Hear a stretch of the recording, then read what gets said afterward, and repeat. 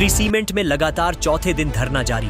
कारखाना बचाओ संघर्ष समिति ने प्रेस वार्ता कर खोला मोर्चा। सोमवार शाम 4 बजे कारखाना बचाओ संघर्ष समिति ने श्री सीमेंट गेट पर एक प्रेस वार्ता की गई। शंकर सिंह ने बताया कि सोमवार को लगातार 4 दिन से सीमेंट मेन गेट पर शांतिपूर्ण धरना जारी है, लेकिन प्रबंधन की तरफ से अभी तक कोई वार्ता के लिए नहीं बुलाया गया। मजदूरों में अब तक भारी आक्रोश बढ़ता जा रहा है।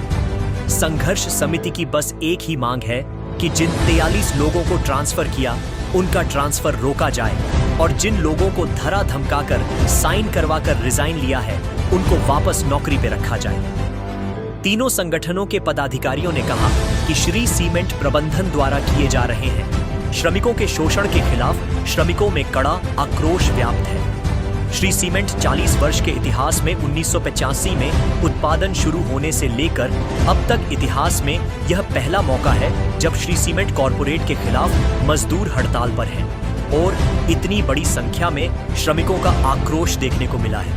अगर समझौता नहीं होता है तो श्रमिक आंदोलन को और उग्र किया जाएगा। ट्रांसफर किए गए थे उन लोगों की हमारी जमीन गई, हमारे मकान गए।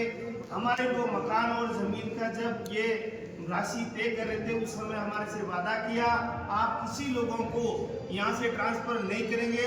आप हमारे को कोयला के भाव में हमारी जमीन दी, फिर भी बांगड़ जी की ये उम्मीद हमारे को आशा किसी भी इन नेता जितने भी हमारे वरिष्ठ गण बैठे हैं, सरपंच महोदय बैठे, इनकी ये उम्मीद नहीं थी। आज हमारे इस बांगड़ श्री परिवार ने इस उम्मीदों पर पानी फेर दिया है।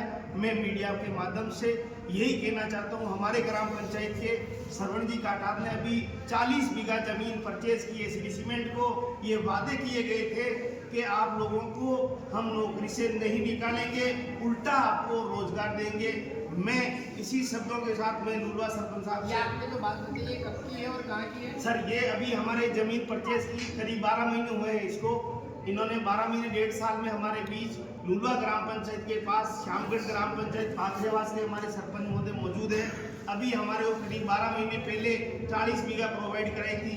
आज के 2015-16 में 2018-15-16 से चालू हुआ। 2018-19 में हमारे करीब एक आबादी ग्राम पंचायत लुलवा की झुंझारों का बाड़िया में करीब 3000 आबादी को उठाया श्री सीमेंट ने और हमारे से सबसे वादा किया था आप किसी को भी मजदूर को हम बाहर नहीं भेजेंगे, आपको उल्टा रोजगार देंगे, आपके हर घर से हम नौकरी देंगे।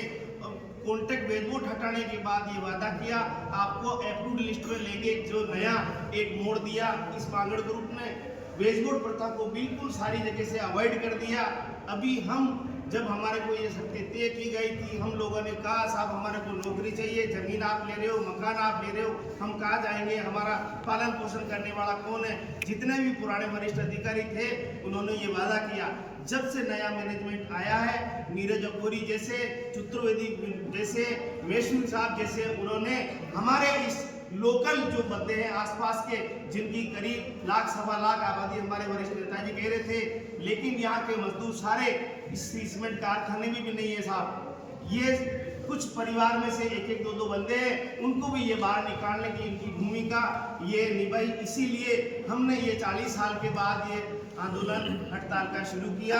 हमारे को ये भी नहीं पता कि जब हम संगठन चलाते हैं आपस में टेबल बैठ के फैसला होने के बाद तत्पश्चात हम लोग उसमें समावेश कर लेते हैं, लेकिन हमारे को बेला फुसला के जैसे हमारी मावड़ी भाषा में कहते हैं कि गोली बिस्कुट देके इनको थमाया जाए, ऐसा हमारे साथ प्रयोग किया।